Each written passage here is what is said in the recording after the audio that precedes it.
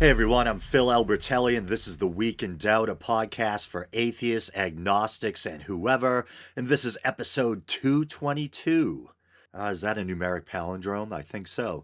Before we start, I'd like to thank Patrick O'Brien for liking the Week in Doubt Facebook page. All right, so let's do some news stories. And to be honest, I was waffling over whether or not I want to do this first story, but I think I will because it will give me a chance to address something that's been on my mind. The story in question is that of the 27-year-old man who recently shot up the Quebec Islamic Cultural Center, killing 6 and injuring an additional 19. According to Pathos, he described himself as a quote unquote Christian crusader. And a couple of days before the attack, he posted the message "Hallelujah!" exclamation mark, accompanied by an image of a medieval crusader knight with sword raised to his Facebook page. Apparently, he was also a Trump supporter, and I'm not sure exactly why, but I have this pet peeve about foreign Trump supporters. I felt that way leading up to the election as well. I think I expressed my disdain on the show for the way that people like Stefan Molyneux, a Canadian, and Sargon of Akkad, an Englishman, fan the flames for Trump. And I believe in freedom of speech, so I'm not saying that they don't have the right to endorse a foreign candidate. I just found it somewhat unseemly. There was something about these people who didn't have as much skin in the game as us promoting this controversial candidate that we would have to end up living with. And last week I mentioned in passing how there's this divide in the online atheist community. The so called SJWs, short for social justice warrior, a pejorative bandied about by some, on the one side, and the anti PC crowd on the other. And leading up to the election, and I still see it in effect now, it seemed like the anti SJW crowd kind of gleefully latched on to Trump because they knew it would drive their opponents on the other side of the divide crazy. And I thought, given the stakes, that was kind of a dangerous game to be playing. But I almost forgot why it was that I was talking about Trump. Oh, yeah, the Quebec shooter was supposedly a Trump supporter. So my guess is this guy probably had issues to begin with, but I would actually be surprised if he hadn't been influenced by online pro Trump, anti Muslim rhetoric. And as an atheist, this always takes me to this uncomfortable place where I'm someone who is very anti literal belief, anti dogma, anti religious indoctrination. And I've done many stories criticizing Islam, criticizing especially barbaric verses from the Quran, denouncing the treatment of women in certain parts of the Muslim world, etc. But it seems to me that there are many out there who take their disdain for the negative aspects of Islam and apply it to Muslim people in general.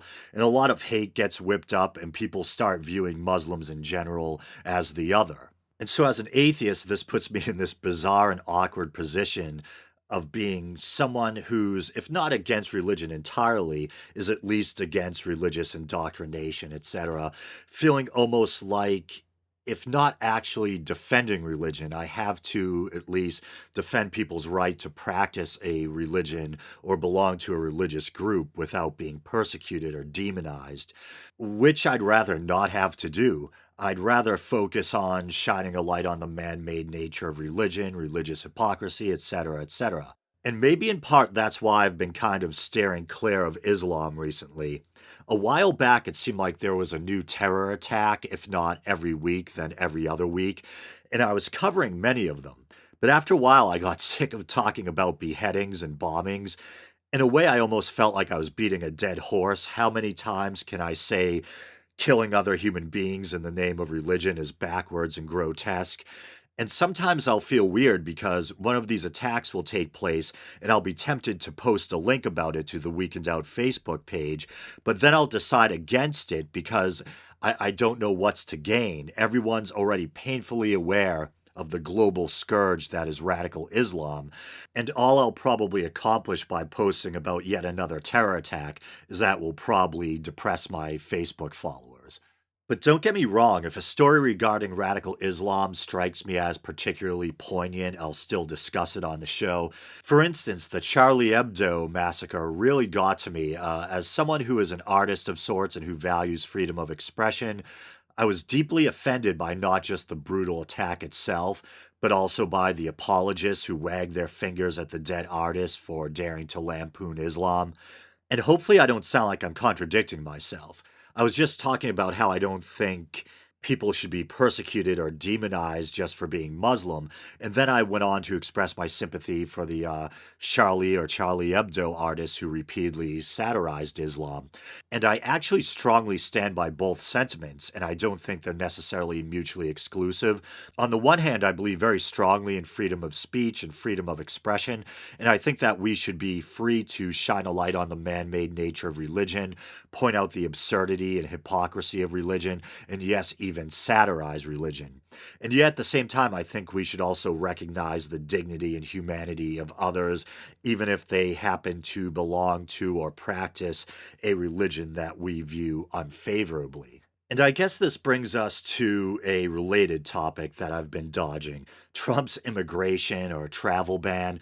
In the past, I've covered some of the European stories involving immigration, like the New Year's Eve attacks in Cologne, Germany, and elsewhere. And I've expressed my belief that sovereign nations should have the right to decide who they do or don't want to let into their country.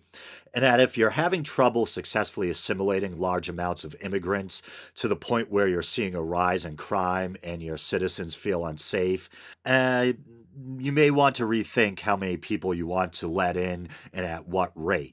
And even though that's what I think, I always feel kind of bad saying things like that because I know it can come across as hard hearted. And I don't like the idea of people in need being turned away. But I think Europe and America are two different animals. I think here we tend to do a better job of successfully assimilating our immigrants in a sense, or at least our Muslim immigrants. I don't know if it has to do with the amount or rate at which we let people in or what, but we don't really see the same kind of insular ghetto like, for lack of a better word. I think ghetto is supposedly no longer PC, but we don't see these same insular, impoverished, Muslim immigrant communities with high crime rates and radicalization taking place in mosques, etc. And in the case of the American ban, you have to ask yourself, how much will it help? A lot of terror attacks we've experienced here have been committed not by immigrants, or not at least by first generation immigrants, but rather by the children of immigrants, second gen, etc. Like the first Fort Hood shooting and the Orlando nightclub massacre. On the other hand, of course, the 9/11 attacks were perpetrated by foreigners, so I guess technically maybe a ban could theoretically prevent an attack. Will it? I have no idea. And of course, talking about such a ban in theory and seeing it actually enacted are two different things. I think if you're a decent person, it's hard to see people being detained, children separated from parents, even if only temporarily, and not feel your heart sink. But here's a brief summary of Trump's ban, and this is from the New York Times. Trump's immigration ban: who is barred and who is not. A wide array of people are affected by President Trump's order, which bars for 90 days people from seven predominantly Muslim countries from entering the United States: Iran, Iraq, Libya, Somalia, Sudan, Syria, and Yemen. It also bans all refugees for 120 days and Syrian refugees indefinitely. More than 100,000 visas for foreigners inside and outside the United States have also been revoked, at least temporarily.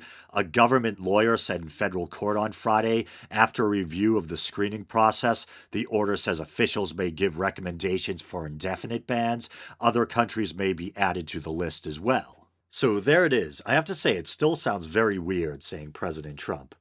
But I don't know. Generally speaking, and maybe this should go without saying, but I think immigration policy should be based on common sense and yet tempered with a spirit of humanity. You don't want to undermine your society by letting too many people in at once or not being diligent enough in your screening process, but at the same time, you want to try to do right by people in need. A tough balancing act. The indefinite ban on Syrian refugees, I wonder if that applies to even women and children. I don't know. But these are not easy issues. You can probably see why generally I like to avoid them.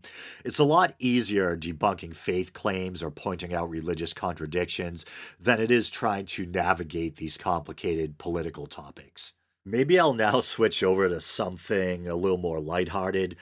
Now, this is really different. I almost feel like it's in bad taste talking about it in the wake of those weighty issues we just wrestled with. But hey, what the hell? So I don't know if I ever mentioned it on the show before or not, but I'm a fan of Creationist Cat. I always feel a little self-conscious divulging which YouTube atheists I like because the YouTube atheist community is so divided, and you never know if you're going to catch flack for liking the quote-unquote wrong person. Well, I guess, yeah, you could consider Creationist Cat an atheist YouTube channel, but the eponymous character is supposed to be a talking house cat who was zapped by God through the internet. The videos basically feature footage of an actual cat with the owner providing the character's voice. It's actually one of my favorite YouTube channels. The comedy style is really funny and irreverent. But today, or was it last night? My sleep schedule's been so off lately, I'm not even sure. But anyway, I finally encountered a Creationist Cat video that I couldn't finish watching. Not because it wasn't entertaining, it was funny as usual, but CC whispers through the whole thing, and after a while, it becomes absolutely maddening and proved to be more than I could endure.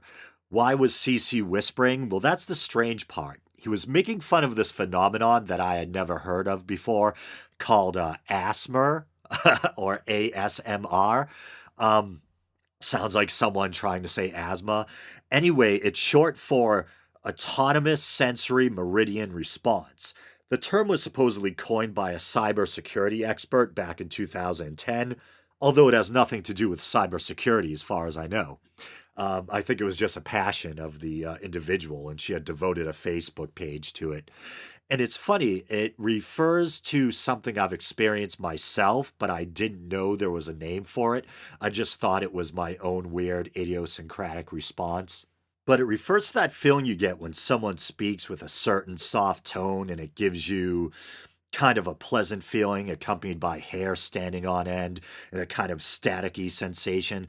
I can remember experiencing that here and there over the years, usually when, say, a teacher or someone would try to talk to you in hushed tones. But I guess there's a name for it. Very strange. And now there's this whole YouTube genre where girls or women speak softly into a microphone with the intent of eliciting that response. There was one in the suggested video column, so I clicked on it with the expectation that I would find it absolutely absurd. So there's this attractive young Scottish girl, maybe in her 20s or so, I'm not sure. And she's doing that hushed, whispery voice, and at the same time, she's rubbing lotion on her hands and pretending to stroke your face through the camera like you're at a spa or something. And all of a sudden, I noticed, damn, I'm actually experiencing that feeling. I didn't know quite what to think, but suffice to say, I saved it into a private playlist entitled quote unquote research. TMI? What are you gonna do? But as Gracious Cat pointed out, the hits on some of the videos are absolutely amazing. Some of those videos have literally over 1 million views. I wonder if there's a market for an atheist ASMR or ASMR channel. Maybe something like this. When you die, your brain shuts down, your body rots in a grave, and that's it. Probably not too relaxing, I know. I should probably just stick with the current format. But anyway, on that creepy note, maybe I'll do one more thing. I don't want to wait like another half a year before I read from Love Life and the is it the Karmic? I almost said Cosmic. The Karmic Enchilada. That book that's basically an anthology of Chris Stevens' philosophical rants from the TV show Northern Exposure. And I found two really short ones, and they both have to do with bears.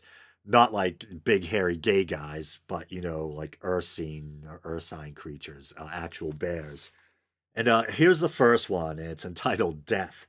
At the same time, Cro-Magnon, yes, Cro-Magnon, when I was growing up, they used to say Cro-Magnon, but now they say Cro-Magnon. I think it's French pronunciation. At the same time our Cro-Magnon ancestors started burying themselves, they started doing that same thing with bears. What does that mean? What's going on here? The big bang of the human psyche, the recognition of death. We saw death and did what no other animal had done before. We dealt with it. We hit on the idea that death was not the end. that it was just a passage. That's why we gave Mr. Bear a proper funeral, so that he wouldn't come back pissed. We were trying to make sense of the unknowable, what Joe Campbell calls the awakening of awe. And here's another one entitled Spring. Ah, spring, and this young man's fancy naturally turns to thoughts of death. Not death like that's all, folks, but death in a cyclical sense. Sunrise, sunset, high tide, low tide, that kind of thing. Bears, which we've all had on our minds lately, really say it all. Their death like sleep in the sepulchre of the cave, followed by their awakening, rebirth, death, and resurrection. Something bears and deities have in common. Point of fact, in many cultures, bears themselves were considered gods. 60,000 years ago, way before Mithra, before the burning bush, Christ, Buddha, what did our Neolithic brothers lie prostrate before? Bears. All right, so pretty cool. There it is. And with that, I guess I'll call this episode a wrap. You guys know the drill. Please follow the show on Twitter, like the Facebook page, check out the YouTube channel, subscribe through iTunes. If you want to help the show out monetarily, you can use the PayPal widget at the bottom of the Podbean page. You can also check out the archives via Podbean. Just go to Podbean, Podbean, and look for The Week in Doubt. Or you can use patreon.com/The Week in Doubt and support the show for as little as 99 cents a month. All right, brothers and sisters, children of the Pale Forest, until next week.